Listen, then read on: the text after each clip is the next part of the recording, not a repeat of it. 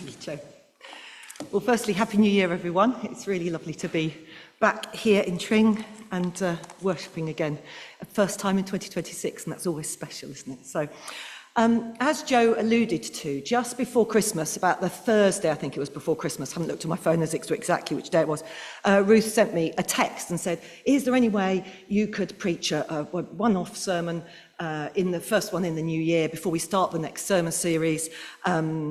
That'd be great if you could, but you don't need to let me know till Sunday which way you want to fall.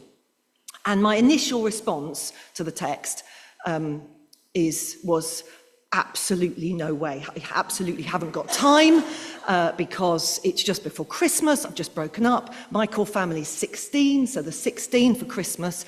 And then the day after Boxing Day in the morning, early doors, flying off skiing for a week. And I only land the day before the day that Ruth wants me to preach. So I just won't have time because I'd have to write it before Christmas. No.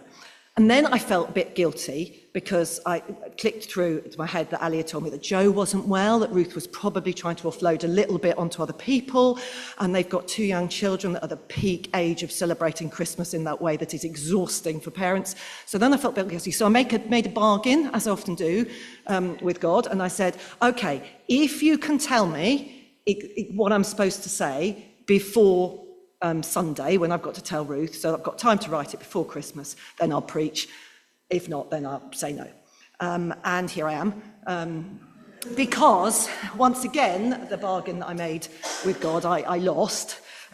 Because very clearly, it didn't get me off the hook. I assumed that it was going to. But very clearly on, I think it was the Friday, came a message, a very clear one, that to set you all an optional, or us all, an optional New Year's resolution, and I shall come back to that.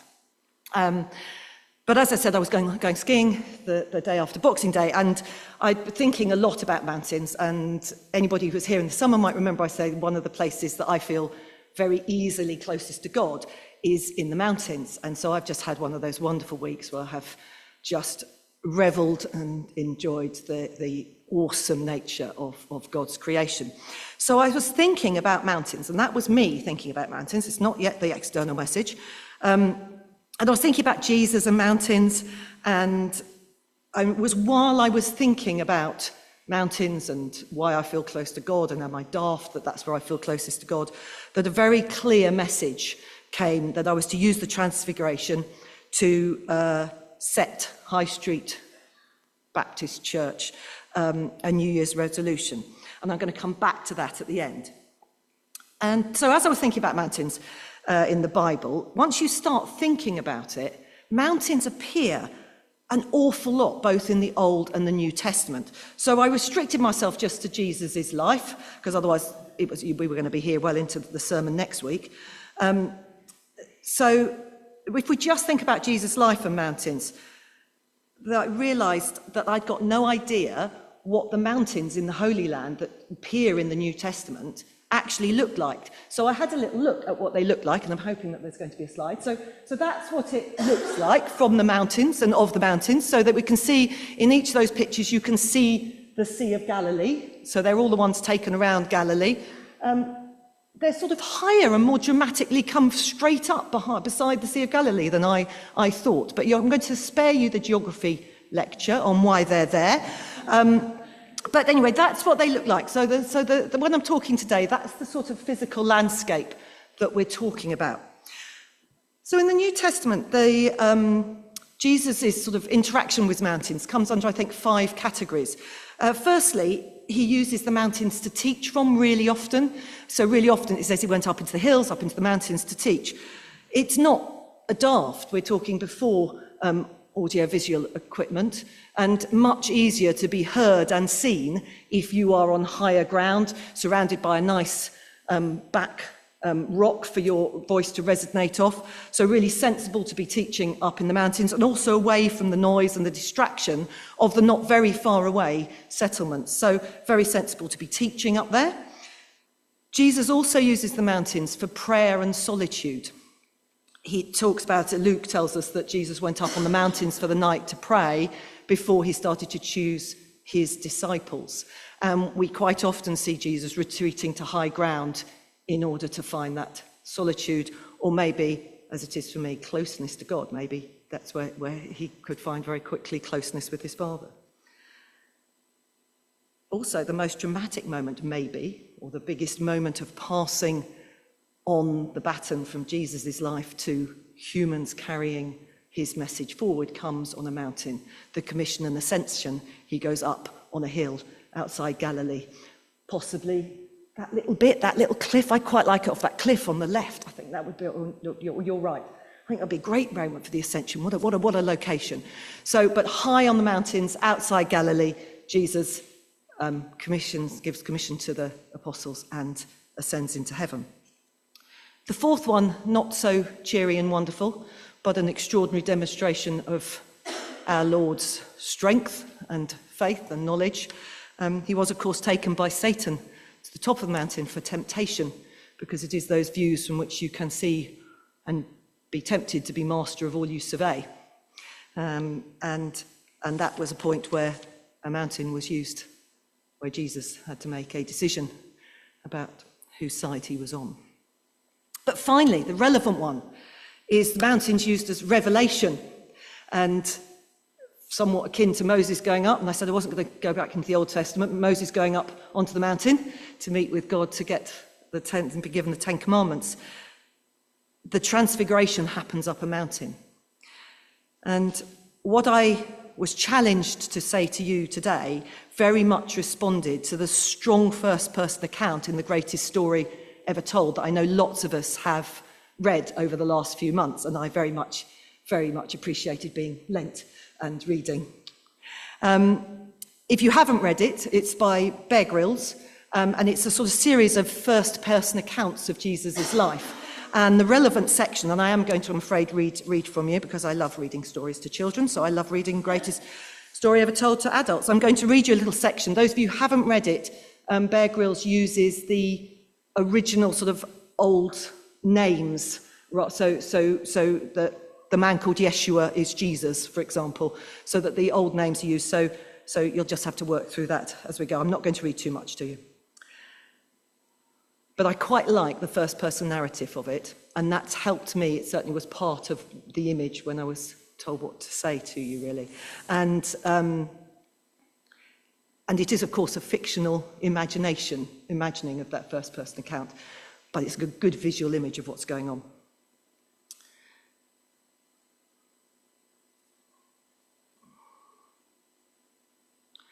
I don't know why, but the fact that I was watching Yeshua emblazoned with light, talking to Moses and Elijah, somehow didn't surprise me. I guess with Yeshua I'd become acclimatized to expecting the unexpected. After all, it wasn't so long ago that I'd walked alongside him on the water. That's not something you do every day. So there we were. Johanan and Yaakov had thrown themselves on the ground, calling out prayers of thanks and praise, but not me. I was just trying to work it all out. Now, I'm no scholar, but I knew enough about Moses and Elijah to understand they had both helped to lead and to guide God's people. Moses was the giver of the law, and Elijah was the great prophet. Arguably, neither of them had completed their tasks. Moses hadn't made it to the promised land, and the people continued to rebel after Elijah's time on earth was over. But they had given everything and pointed the way. It's just that someone else was going to have to finish the job. It was obvious. Yeshua had told us repeatedly he was going to fulfill all these promises that Elijah and Moses and the rest of the prophets had talked about. Yeshua was the one we had all been waiting for. I started thinking about Moses and how he'd gone up a mountain too. The old story says that he even saw the glory of the Lord, and Moses' face had shone brightly, reflecting that glory back. But here was Yeshua, not reflecting God's glory, but transmitting it. The light was shining out of him, like he was the sun itself, the light of the world. Suddenly, I felt the old familiar urge to say or do something, that impulse again. I wanted to make sure that this moment was never forgotten. The words rushed up from deep inside me, and nothing I could do could keep them down. Yeshua, this is amazing! I screamed. Yaakov and Yohanan were still face down, but Yeshua looked over. It was only a glance, but it was all I needed. I started jumping up and down, so full of awe and adrenaline I thought I was going to burst. Master, what would you think if I built 3 memorials here on the mountain? One for you, one for Moses, one for Elijah. And then the voice stopped me in my tracks, and I buckled to the ground. This massive voice thundering out of the mountain itself. And then God speaks. Now, I don't think Simon, being the strong, emotional, impulsive man I know he was, muttered these words. I think he did scream them like that, or something similar. I agree with Bear Grylls. I suspect he was hopping around, desperate to do something, as well as use words to praise. So on that day, at that moment, up that mountain, 3 men recognized Jesus that day as God. 2 threw themselves prostrate on the ground, praising God, while 1 leapt around shouting, wanting to do something to praise God.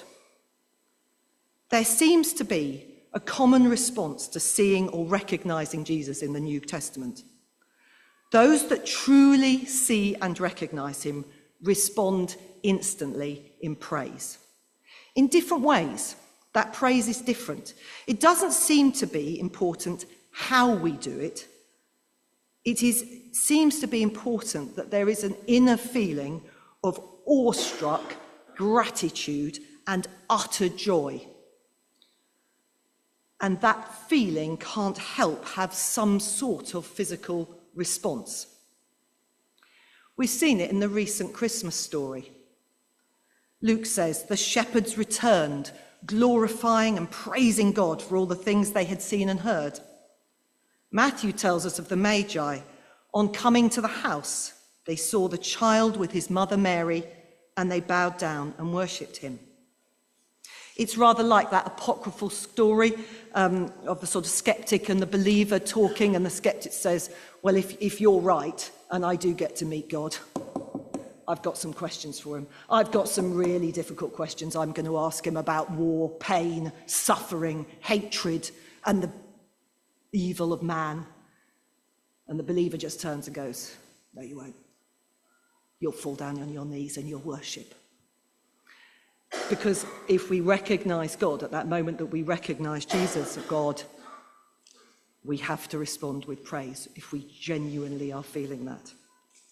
We don't if we recognize and meet Jesus. We don't meet him as an equal.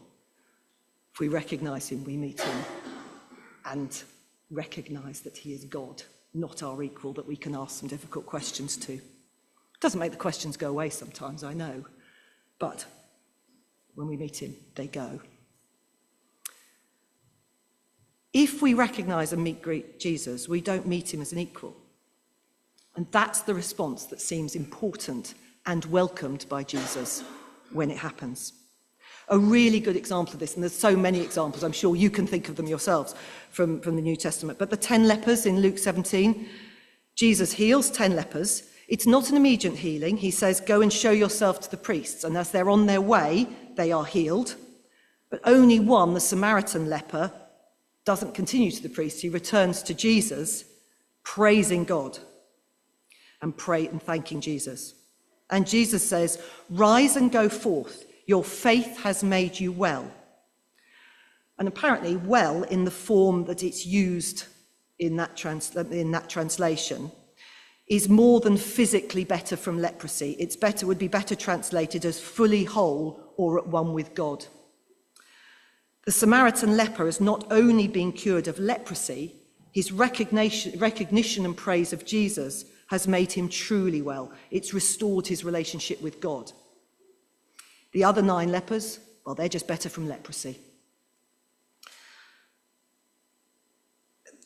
Many other examples, but the praise seems to be a crucial response to the recognition of Jesus as God. From the blind beggar, who Luke tells us immediately he received his sight and followed Jesus, praising God, And when all the people saw it, they also praised God. To the women after the resurrection who meet the risen Christ, and they come to him, clasped his feet and worshipped him. It is not just when people recognize and witness Jesus as God for the first time that this happens. Praise is a repeated response to any witnessing of Jesus' divinity. We see this when Jesus calms the storm. Matthew tells us that the disciples, who had already witnessed many miracles and healings, worshipped him, saying, "Truly you are the Son of God." And finally, my wonderful Thomas. I am so grateful to Doubting Thomas. He gives me so much solace that it's okay to doubt. And when we do, Jesus does not rebuke or condemn us. He meets us and allows us to encounter him in the way we need. And when Thomas finally sees the risen Christ and puts his hands in his wounds, he says, "My Lord and my God." Now, if I was Bear Grylls and writing this bit, I wouldn't have him saying just, "My Lord and my God," because I do not think that is how Thomas said those words. I think he said them in glorious praise at that moment of recognition. It wouldn't have been a bland statement, however he said it. I think he said it with utter joy in his heart. Maybe he was on his knees, maybe he was on his face, prostrate down, maybe he was hugging Jesus, maybe he was clasping his feet, who knows? But I'm sure he was smiling, and I'm sure his heart was filled with utter joy of recognition and praise. And what's Jesus' reaction to that moment? It's that reaction that gives us, or gives me, a way through to the New Year's resolution that you have an option on. Because Jesus says, "Blessed are those who have not seen and yet have believed." I was brought up short and made to smile, not for the first time, at something Joyce said in Bible study sometime in the autumn. She shared that the autumn morning, that morning she'd gone outside to hang up her washing, and the day was dry and sunny, and she had immediately stopped and spent the whole time she was hanging her washing out praising God for the weather, that was exactly the weather she needed to dry her washing. And she's not here today, I suspect it's a bit icy to get out, but Joyce is someone who is very good at recognising God and just instantly giving praise to God for it, and I'm blessed often by what she says. So my questions are, do we see Jesus? Do we recognise him day in, day out? Are we open to and looking for that? And when we do recognise him, do we praise him in our way? It seems to be the instinctive reaction of those that truly recognise Jesus, and he welcomes that from them. It helps to make our relationship with God whole. From the leper to the disciples, from the women at the tomb to the blind beggar. So the challenge that I was given, the 5 words that I was given for us this year, was to respond to the Transfiguration and to recognise Jesus and give praise. So that's my choice of my optional New Year's resolution to you, to work to recognise Jesus, and when you do, give praise. So I messaged Ruth back and said I'd been given the message of recognise Jesus and give praise, and I gave her the outline of what I might say. That there was a delayed response of about 10 minutes, and Ruth rang back and said the delay had been because she and Joe had been laughing. Because what she hadn't told me was that she and Joe had been trying to come up with some sort of one-off talk that was standalone, but also a link to the sermon series that starts next week, and they'd failed to do so. So I decided to palm the issue off to somebody else, to give a standalone talk based on what they felt moved to say. And she giggled as she told me that the sermon series that they'd been trying to link to, that will start next week, that I was unaware of, but clearly God was not, will be looking at the different aspects of praise and how to do that. That morning, I had a moment of recognition. And I gave praise. I gave praise, and I give praise for that. So, if you would like to join me this year in my New Year's resolution to recognise Jesus and give praise, by the end of the next sermon series, you might even understand how and why. Thank you.